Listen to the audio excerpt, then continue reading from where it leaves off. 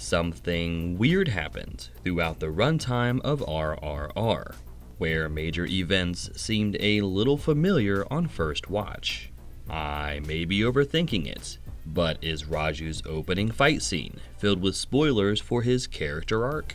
It's common for cheeky, brilliant directors to add Easter eggs to their movies. But in the case of RRR, our conflicted protagonist acted out his journey and told us everything we could expect over the next 3 hours.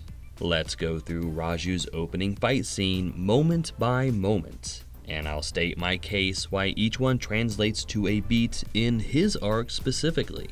You can let me know in the comments how horribly misguided my theory is. We start with an arrest order. An embattled officer points to one man in a sea of men, which will happen again when the governor's wife issues an arrest order. But the unknown shepherd could be literally anyone in a sea of men. Then he slightly changes his appearance. He removes his hat before following the first order, which will happen again when he switches up his facial hair. And now he's ready to follow the second order. Then he jumps into the fray. He immerses himself in an angry mob, swinging blindly as he tries to advance, which will happen again when he attends a resistance meeting. He swings wildly for any foolish ally in hopes of advancing the mission. Then he receives a blow that nearly ends everything.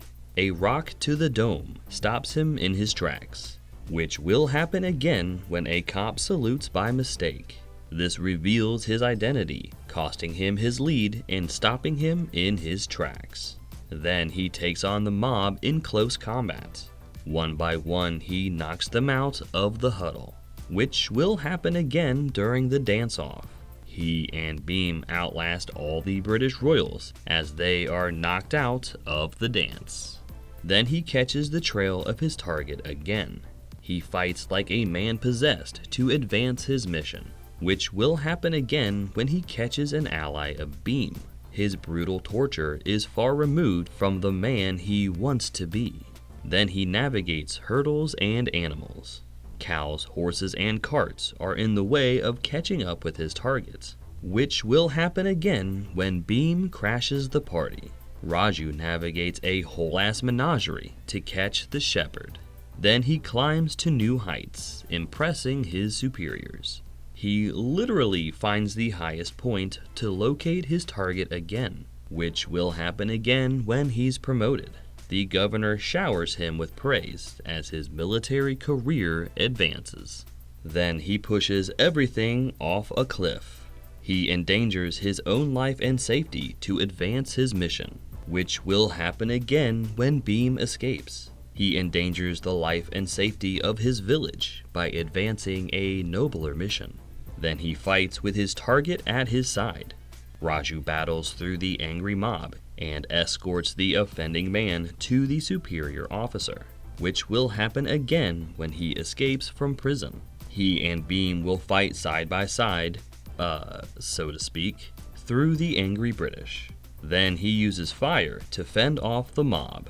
He kicks over a burning scarecrow and pushes everyone back, which will happen again against the special forces. He sets the forest ablaze to decimate and corral the enemy. Then he presents his target to an authority.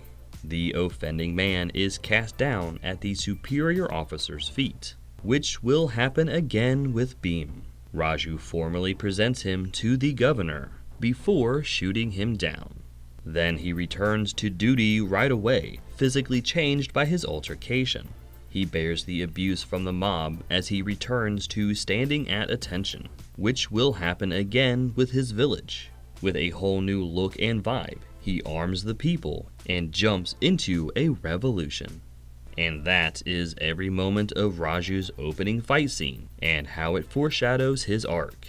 I tried to dissect Bheem's introduction for his own spoilers, but nothing seemed to fit. At least, not that I could see. But maybe you will have better luck than me. I welcome your theories in the comments below. But of course, I could be wrong.